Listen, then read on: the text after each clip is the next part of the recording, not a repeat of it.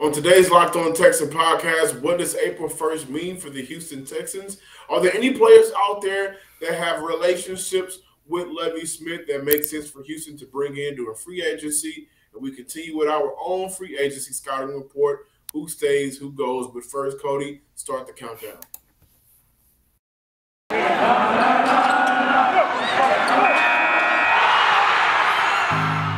You are Locked On Texans, your daily Houston Texans podcast, part of the Locked On Podcast Network, your team every day.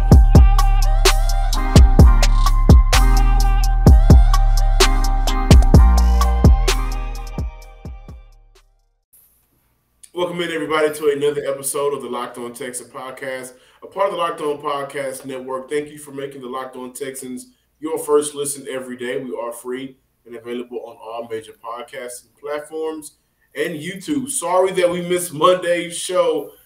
Technical difficulties got the best of us. However, we are back and ready to talk Texans. But before we do, you guys can let us know how your weekend was in the comments. But, Cody, how was your weekend, man? Man, it was good. Me and the wife, we are getting ready to move. So starting next week, for those of you watching on YouTube, I'm going to have a different background. Hopefully I can have some more of my stuff in the picture, not her stuff in the picture. But overall, it was a really good weekend. Of course, had an opportunity to work a Houston SaberCats game. They lost. After that, on Sunday, had an opportunity to cover the Houston Rockets inside the Toyota Center. They lost. So, John, once again, it's just another random sports week in the city of Houston. Cody, are you bad luck? I don't know, man. I'm really starting to think so, because it's kind of ironic that as soon as I started getting credentials and as soon as I started coming around the Texans and the Rockets, it just seems like the teams just started to just decline, and we had a point of no return. Jesus, man. Well, I can't wait to talk about the Houston Texans, but before we do, did you catch those Quincy Avery's comments? Yeah, man. The Walmart employee comments? That was so disrespectful, John, and listeners. And if you don't mind me just having a little bit of a moment here, John, that was by far one of the most disrespectful things that I've ever heard, especially for someone as a quarterback coach like Quincy Avery. Now, if I'm Quincy Avery and I'm working with Deshaun, knowing what Deshaun Watson has going on off the field, I'm trying my best to not disassociate myself with him, but kind of keep my client under the wraps. Because, look, I'm pretty sure he wanted to use this as a way to try to push the Texans into trading him, but it's not going to work. And, John, when you take a look at the receiving corps that Deshaun Watson had during the 2020 season, yes, this was a receiving core coming off an offseason where you lost DeAndre Hopkins. I understand that. But at the end of the day, the Houston Texans still did a solid job putting talent around Deshaun Watson in terms of the receiving core. Because if I'm not mistaken, you could correct me if I'm wrong, Brandon Cooks did catch for over 1,000 yards last year, correct? He did, and the year before. And the year before. Will Fuller, a guy who, if he did not get busted for PEDs, he would have been a receiver to catch for over 1,000 yards. And that would have been the first time in Deshaun Watson's career he had not one, but two wide receivers that caught for over 1,000 receiving yards. Not only that, John, you could correct me if I'm wrong, and maybe we might do like a little debating back and forth, but Kiki QT, during the time he was out there on the field, I would say he was better than people working at Walmart. Wouldn't you agree? Yeah, I don't see too many cart pushers being able to run a 4.4 and score touchdowns on Sundays, man. And I think those comments were tasteless. And Cody, to your point, I don't think that he should distance himself from Deshaun Watson. They're already kind of in too deep, but I think you should just be quiet at this point. Exactly. Anybody surrounding Deshaun Watson or is a part of that entourage, just honestly be quiet. Plead the fifth. Don't say anything. Don't get in the news. Don't be a distraction or a turnoff for other teams. While when the time is ready for him to pull the trigger on a trade, you're not a part of any negative press that he's actually going to have to carry with him. Because, face it, ladies and gentlemen, whether he gets off clean or not, there will always be negative press to surround Deshaun Watson. And help your client out by just being quiet. I thought those comments were just very disrespectful to a Brandon Cooks who's played with the likes of Drew Brees and Tom Brady, put up a 1,000-yard receiving season with those guys, two quarterbacks that are ranked higher than Deshaun Watson. And at this point, we're going to get into it actually in a couple of seconds, but I don't know when we're ever going to see Deshaun Watson play football again. I saw a an article stating that maybe the Texans will have to eventually release Deshaun. And I think that's absurd, by the way. But, you know, Deshaun has been in bad press for the last 2 years, man. And I think if you're a real friend to him, you'll kind of just back off of anything negative. And calling Brandon Cooks, of all people, you know, a part of the Walmart squad, what you call those? The shopper, the secret shopper type of guy. You know, Will Fuller, who is a talented whenever he's on the field and healthy. And one of Deshaun Watson's close friends as well. Right, man. They had a great relationship during their time in Houston. And a lot of people speculated that that's why Will Fuller eventually signed with Miami, because he expected Deshaun Watson to be going down there to play for the Dolphins. And so those comments to me were just completely out of line. And I look at Quincy Avery as a guy who has made, you know, did good for himself as a quarterback coach. But if this is your boy, if I'm just speaking frank right now, like this is not anything that has anything to do with the Locked On Texans or broadcasting. If this your boy, man, if this your dog, why are you just not shutting up, right? This is something else people are going to use to attack your client. Now, is he your client or is he your boy? Those are two different things. If that's my boy, I'm being quiet. If that's my client, I can talk a little bit, because clients and partners are two different things. But let's move on forward to Deshaun Watson. And we just wanted to give you guys an update. Cody, what do we know? 22 women are filing civil lawsuits. 8 of those women have filed police reports as of last week. Tony Busby has been pushing for a deposition. Rusty Harden has argued that his client should not be deposed until it's been decided if Watson will face criminal charges. Last Monday, Harden sought to delay Watson's impeding depositions by saying that the Harris County Court District Attorney Office expect to make a decision on possible criminal charges by April 1st. However, after Busby argued a delay is unfair to the women, the bulk of whom already have been disposed by Watson's legal team, a Harris County judge compromised ruling that Watson can be disposed in the civil cases that involve women who already have been disposed and have not filed criminal complaints. The judge ordered those depositions to take place as soon as Harden is available, which will more than likely be around the first week or two in March. This is according to thecron.com. They're doing an amazing job following that story. So that's what I wanted to bring to you guys. I think it's important to keep everybody in the loop in terms of what's going on with Deshaun Watson and this lawsuit. And as of tonight, February 28th, tomorrow, it'll publish on March 1st. We have the free agency coming up, the combine is coming up, and then we will have the draft, ladies and gentlemen. And April 1st is a big day for Houston, because if he does not get criminal charges, then I expect other teams to look at this situation and say he'll be able to handle all of that on his own in terms of the civil lawsuits. As long as he's not getting jail time, he can play for us in the upcoming future. And so that'll be huge for Houston as they await word. Football season may be over, but basketball is in full steam for both pro and college hoops. From all of the latest odds, totals, player performance props, to where the next fired coach is going to land, BetOnline.net is the #1 spot for all of your sports betting needs.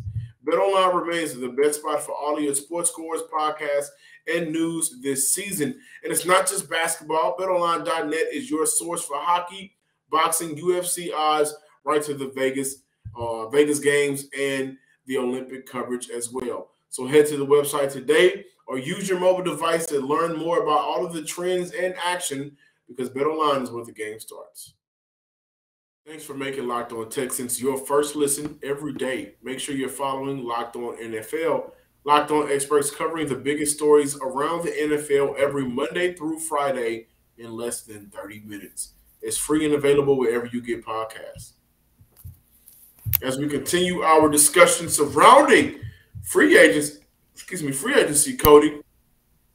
First and foremost, the combine is here.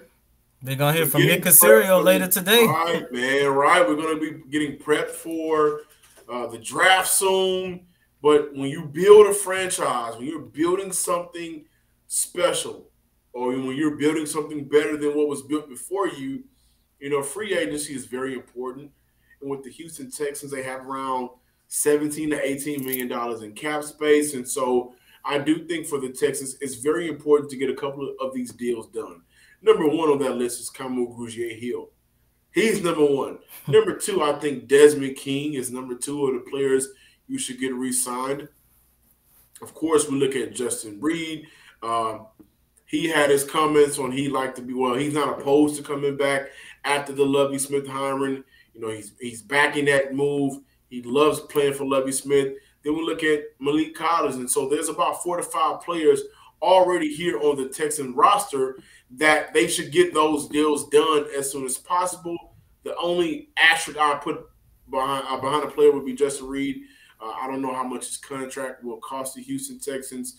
And on top of that, you can't franchise tag him. Minka Fitzpatrick really did the market number for safeties, gave them a boost that I don't think Justin Reed should be getting. I'm not counting pockets, but the Houston Texans cannot afford that amount of money for Justin Reed if they do not have Super Bowl sites. So that's important to look at the players on the roster. We'll continue our conversation moving forward about who else the Texans should bring in.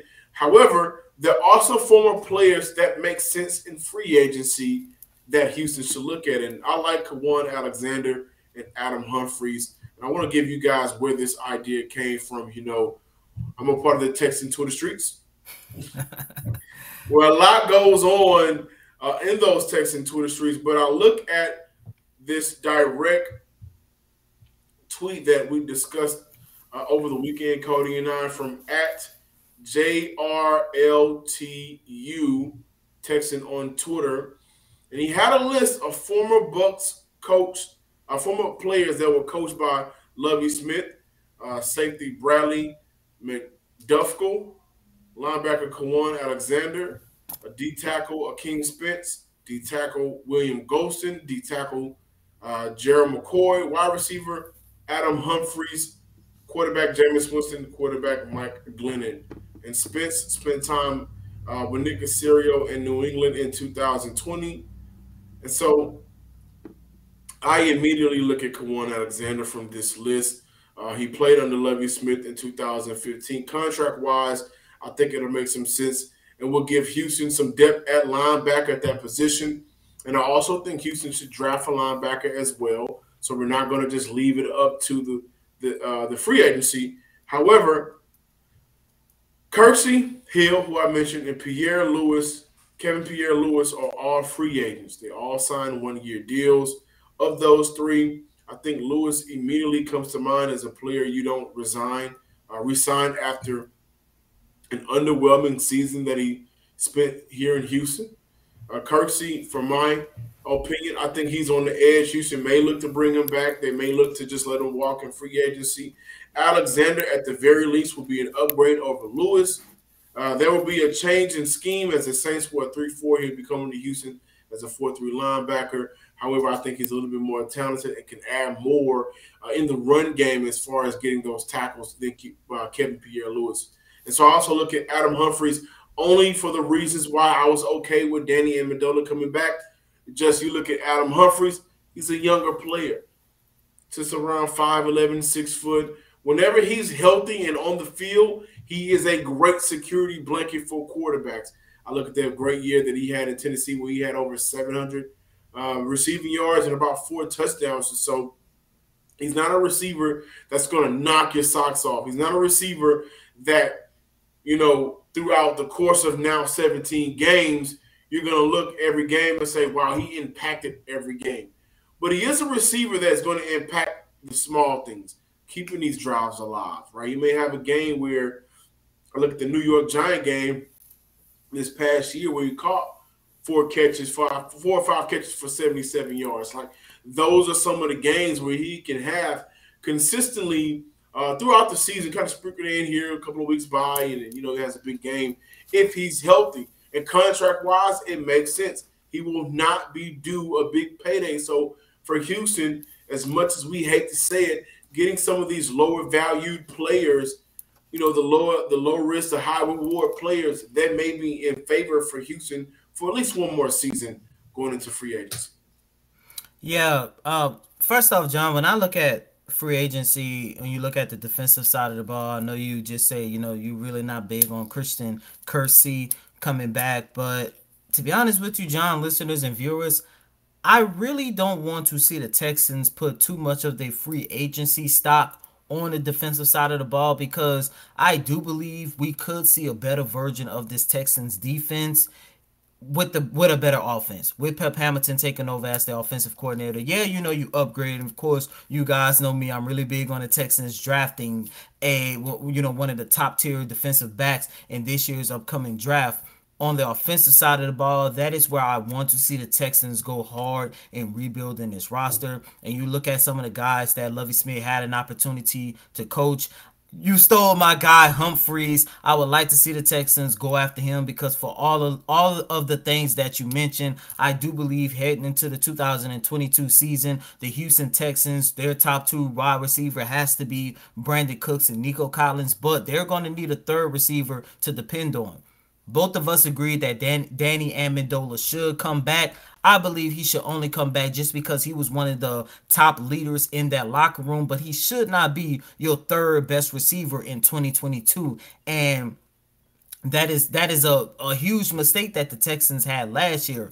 But John, there is a guy on this list that I am a little bit intrigued by, but I will only say the Texans should only bring him in if he doesn't have a job and you don't have a solid backup quarterback.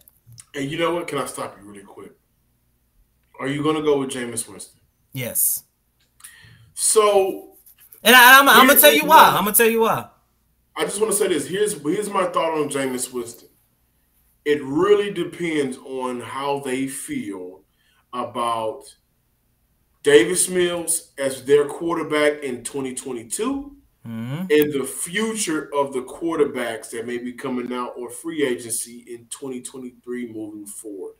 If you are not 100% sold on Davis Mills, as some people may not be, then yeah, you look at Jameis Winston and see if you can bring him in. However, I'm kind of looking at that contract and what he may cost and what that cost too much for Houston. But yeah, I knew you were going to go there. And to be honest with you, John, if he does depart, I think I'm looking at this from a standpoint. I think Winston and the Texans will be kind of last case scenario for both parties involved, but at the same time, it could be the best case scenario for both parties involved. Because look, I'm all aboard on Davis Mills as a starting quarterback for 2022, but when I take a look at Jameis Winston, I kind of go back to the conversation you and I had last week about whether or not the Texans should pursue Mitchell Trubisky. And I'm taking a look at it from a standpoint like, if the Texans were able to go after Mitchell Trubisky, why not go take another level and go after Jameis Winston? And I think this will be a fair quarterback situation for Winston and Mills because Jameis Winston is coming off an ACL tear. He's not going to come in and be the number 1 starting quarterback for the Houston Texans. I still think Davis Mills will still have the job secure. But if by any chance Davis Mills starts showing some type of decline, let's say by week 4, week 5 of the regular season, and you still want to be more competitive than the team that you was last year, then I can say you could make that substitution and put Jameis Winston in, showcase what he can do. Hopefully he could get you, let's say, to I would guess this will be the ceiling to 6 to 7 games next year. Then you move on from him, let him go sign somewhere else, and then at this point Davis Mills will not be the guy to take over as your new franchise starting quarterback. Now you are more comfortable drafting one of the top quarterbacks in next year's draft or going after another quarterback in free agency. That is how I'm looking at this. I look at Jameis. For one, I think the New Orleans Saints should definitely re-sign him. Oh yeah, most definitely. Unless they're running for like a Russell Wilson or some of these top quarterbacks that may want to move on or hitting free agency. I think the Saints and Jameis Winston should definitely come to terms. However, when I look at Houston, I wouldn't want Jameis Winston. This is my only personal opinion. I know no speculation about what the Texans are doing. I wouldn't want Jameis because, for me, Jameis needs a winning situation. This is not a winning situation. And if we're looking at Davis Mills, who will be on this roster, I don't think bringing in a quarterback like Jameis Winston would be good for his quarterback development or what he can possibly be for this franchise. Guys, I'm in on Davis Mills, right? And I look at quarterbacks that are free agents right now as guys that can come in and be number 2 to Mills until we're able to see why he shouldn't be number 1 anymore. And that's why I'm getting at Jameis Winston. And like I just mentioned, 1, he's coming off an ACL tear, and 2, Winston was on the trajectory, and I think I mentioned this last week. Winston was on a trajectory to have one of his best seasons. In 7 games, he only threw 3 interceptions. And that was a big improvement from the last time he was a starting quarterback in 7 games. I think he already had like 15 interceptions at that point. But and that is why I would like to see the Texans at least sign a decent backup quarterback, because I'm all in on Davis Mills. I believe in him 100%.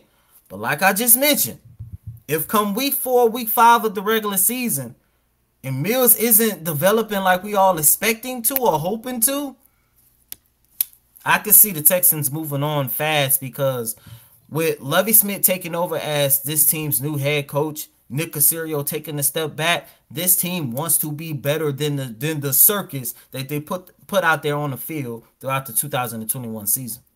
This episode is brought to you by Rock Auto. With the ever-increasing numbers of makes and models, it's now impossible for your local chain auto parts store to carry and stock all the parts you need.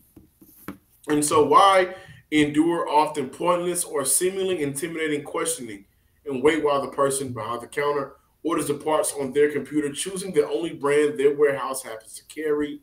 I think we could do better than that. You also have computers with access to rockauto.com at home and in your pocket. Right here, you can use this, okay? Save time and money when using Rock Auto.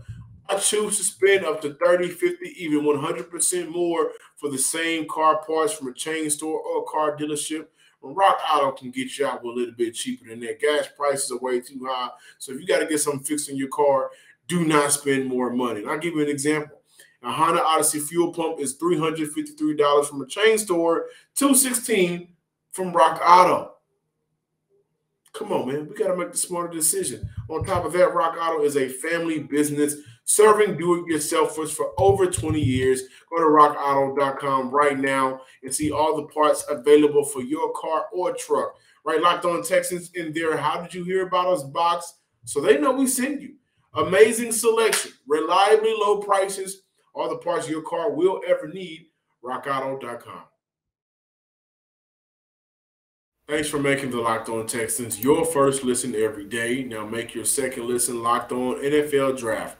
Ryan Tracy and former NFL scout Eric Crocker bring the NFL Draft to life every day with insight and analysis on college football prospects and front offices.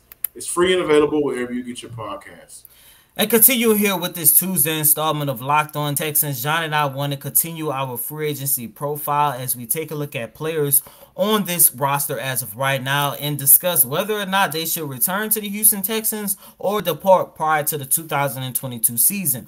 And John, this is a position it seems like the Houston Texans have had a hard time trying to figure out ever since the departure of Owen Daniels in 2014. And there was a moment after the 2018 NFL draft, it seemed like Jordan Aikens was going to be the future of this position, but unfortunately, it seems like Aikens fell victim to being one of the guys here prior to Nick Caserio that, with the exception of Justin Reed, it seems like Caserio has been getting everybody out off of 16 and Kirby. Now, I do want to mention this. In terms of Jordan Aikens' production this season, I'm looking at it from a standpoint, I think the Texans were kind of using him the wrong way. This is a guy who is more so of a receiver tight end, and it seems like the Texans only put him in as a blocking tight end. Yeah, and one thing I think that really hurt Jordan Aikens is the play calling of Tim Kelly and Bill O'Brien. I look at him as a player that from his rookie year on up to last season, we look at 17, 36, 37, 24. These are all the reception numbers from rookie year to last season, with his best year being with 2019 with 36 catches for 418 yards and 2 touchdowns. He never graduated into being a real red zone threat for the Deshaun Watson era Texans. He never really graduated into being a better blocker than what he came into the league as, which is something I really want Brevin Jordan to really put that energy and focus in on. And, when I look at him being a part of this offense, I look at what he's not naturally able to do, like blocking, but I also think that, Tim Kelly and Bill O'Brien really hindered his success. Once teams kind of caught on to that RPO, that wrinkle in the game that they tried to add, and it worked, for a couple of seasons, but it just seems like that became variable, and it didn't really add a different dynamic for the Texans. And moving forward, he just kind of fell out of rotation, especially last season. And on top of that, Houston never really fully committed to him being tight end number one. Right? Yeah, 100%. We look at the 2021 season, they brought back Pharaoh Brown because Pharaoh Brown had a good 2020 season. When we look at the 2020 season, they brought back Darren Fells because he had a good 2019 season. And it never seemed like at any point Jordan was their top guy at tight end. And so I hate to say it, but I do think that Houston moves on from Aikens. He was a guy that I liked for Houston. But moving forward, you have this athletic, speedier, a more vertical threat of a tight end in Brevin Jordan. I think Houston desperately needs to add a real blocking dynamic tight end, and I don't think Jordan Aikens fits in this mold, fits in rotation for Houston moving forward. And I'm Johnson Sports Guy Hickman. Follow us on Twitter at Locked On Texans. Follow me on Twitter at John_Hickman12. Follow, like, comment, subscribe, everything you can do on YouTube. We're about 250 subscribers away from 1K. So go ahead and head to the YouTube page. Again, Locked On Texans, comment, subscribe, and like as well on there.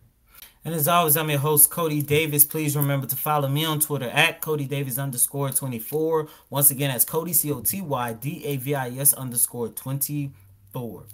Until next time, ladies and gentlemen, peace.